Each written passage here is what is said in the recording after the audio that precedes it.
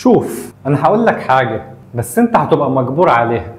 ان انت في البدايه بتضطر ان انت تجيب اشخاص ما عندهمش الكفاءه والمهاره، لان البيزنس بتاعك ما عندوش القدره ان هو يدفع رواتب لحد مهاري وفاهم. فانت هتبقى مضطر ان انت تستحمل تعب الناس ديت وتجارب الناس ديت فيك وتعلم الناس ديت فيك وفي البيزنس بتاعك لحد ما تقدر تعمل فلوس وتقدر تجيب الاشخاص اللي تديهم فلوس ويديروا من البيزنس بتاعك او يبقوا موظفين كفء وعندهم المهارات اللي يطلعوا لك النتيجه اللي انت عايزها. فعبال ما توصل للمرحله دي لازم تكون عارف ده. فطالما انت عملت حسابك وعارف دوت فهتقدر تتلاشى اخطاء كتير ممكن تحصل.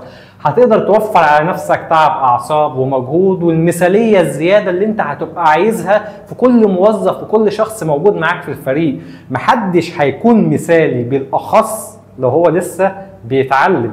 فانت لازم تتحمل تكلفة تعلمه علشان العجلة تستمر وتوصل لمرحلة انت ممكن تخسر وتتعب معاه، لكن هتتعلم فيه ازاي توظف بعد كده اشخاص كفء وعندهم مهارات، وازاي تتلاشى اي اخطاء ممكن يقعوا فيها عشان الناس اللي اتعلمت فيك وقعت فيها فانت عرفتها، فانت هتتلاشاها في الجاي بعد كده ان شاء الله. فعشان كده لازم تبقى عامل حسابك على النقطة دي، لان ديت مرحلة لازم هتعدي عليها، لان انت ما عندكش الفلوس ان انت تستقطب المهارات والخبرات علشان يشتغلوا معاك على طول.